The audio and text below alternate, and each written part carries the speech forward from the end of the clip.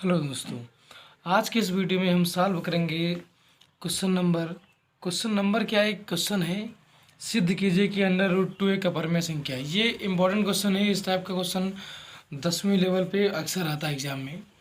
तो 3 नंबर या 5 नंबर का आता है। तो आज के इस वीडियो में आज हम 3 नंबर या 5 नंबर क्लियर ही कर लेते हैं ना। तो देखो, करा के सिद्ध कीजिए कि अंडर रूट टू एक अपरमेय संख्या है। तो इसके लिए हमको क्या करना है, पहले हम मान लेंगे। माना अंडर रूट टू एक परमेय संख्या है। अंडर रूट टू एक परमेय संख्या है। तो जब परमेय संख्या है तो हम इसको किस में लिख सकते हैं, यानी अंडर रूट टू बराबर पी अपान क्यू, है ना। यानी पी अपान क्यू क्या होती है, परमेय संख्या होती है।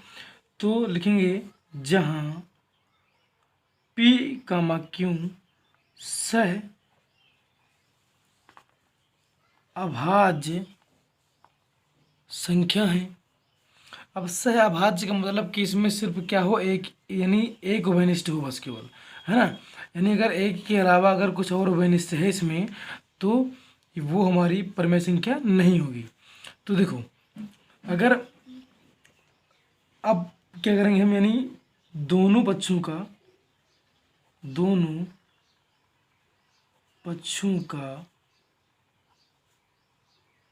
वर्ग करने पर, अब जब दोनों पक्षों का वर्ग कर देंगे तो अंडर रूट टू का स्क्वायर बराबर पी अपान क्यू का स्क्वायर हो गया।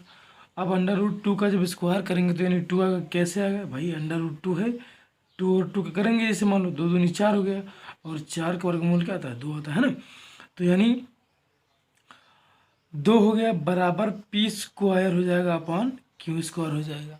अब अगर हम क्यू स्क्वायर को यहाँ भेज दें तो क्या हो जाएगा, पी स्क्वायर अपान टू हो जाएगा, पी स्क्वायर अपान टू। अब देखो, अब हम क्या लिखेंगे यहाँ पर कि जहाँ पी स्क्वायर दो से विभाजित है, बी भाजित है, तो पी भी दो से विभाजित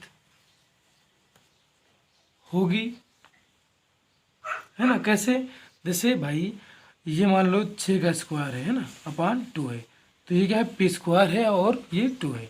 अब देखो 6 के स्क्वायर कितना होता है, 36 होता है, 36/2। तो देखो ये 2 से कट रहा है, 18 आ जाएगा, तो 2 से विभाजित है कि नहीं, यानी पी स्क्वायर क्या हुआ, 2 से विभाजित है। अब पी भी, यानी पी भी 2 से विभाजित होगा, मतलब कि जो 6 है 2 से विभाजित तो होगा ही ना, 2 3 6। तो यही लिखा है, यानी जहाँ पी स्क्वायर 2 से विभाजित है तो पी भी 2 से विभाजित होगी। अब ध्यान दो कि हम यहाँ पर क्या करेंगे कि P बराबर 2m रखने पर, अब अगर हमको P बराबर 2m रखने पर, अगर हमको यहाँ पर रूट 3 दिया होता तो यहाँ पर P बराबर कितना रखते हैं, हम 3 रखते, P बराबर 3m रखते। अभी 5 दिया होता तो क्या रखते हैं, P बराबर 5m रखते। तो 2 दिया हो तो कितना रखेंगे, P बराबर 2m रखने पर, है ना। अब जब P की जगह पर हम 2m रखेंगे तो हो जाएगा क्यू स्क्वायर बराबर 2m स्क्वायर अपान 2 हो जाएगा।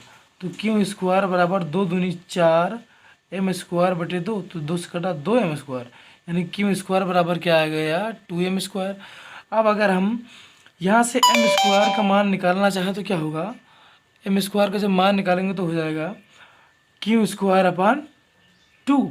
अब यहाँ देखो कि जो क्यू स्क्वायर है वो 2 से विभाजित है, तो क्यू भी 2 से विभाजित होगा। लिखेंगे जहाँ क्यू स्क्वायर 2 से विभाजित है तो क्यू भी 2 से विभाजित होगा, है ना। अब देखो कि जब यहाँ पर हम क्या लिखा हमने, क्यू स्क्वायर 2 से विभाजित है तो क्यू भी 2 से विभाजित होगा। अब इसको मान लो समीकरण 2, समीकरण 1 ये हो गया। तो समीकरण 1 व 2 से स्पष्ट है कि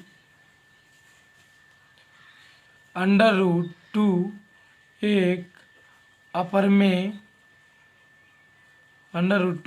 में संख्या है। अब देखो हमने डायरेक्ट क्यों लिखा कि ये अपर में संख्या है। देखो यहाँ पर मैंने क्या माना था कि जहाँ यानी P तथा Q सहअभाज्य संख्या है, तो सहअभाज्य का मतलब क्या हुआ कि यानी सिर्फ एक उभयनिष्ठ हो, यानी एक के अलावा कोई संख्या उभयनिष्ठ ना हो। तो यहाँ पर क्या है, देखो 2 है ना, तो देखो P में क्या है 2, यानी P² यानी P² 2 है, और यहाँ पर क्या है Q² 2, तो एक के अलावा है ना, यानी 2 है ये। तो यानी 2 क्या है, यानी अगर एक के अलावा आ जाएगा तो वो हमारी सहअभाज्य संख्या नहीं होगी। जब सहअभाज्य संख्या नहीं होगी तो परमेय संख्या भी नहीं होगी। तो इसलिए हमने लिख दिया √2 एक अपरमेय संख्या है। बस इसी तरह आप √5, इसी प्रकार आप √5 का, √7 का है ना, √3 का मान निकाल सकते हैं ना। चलिए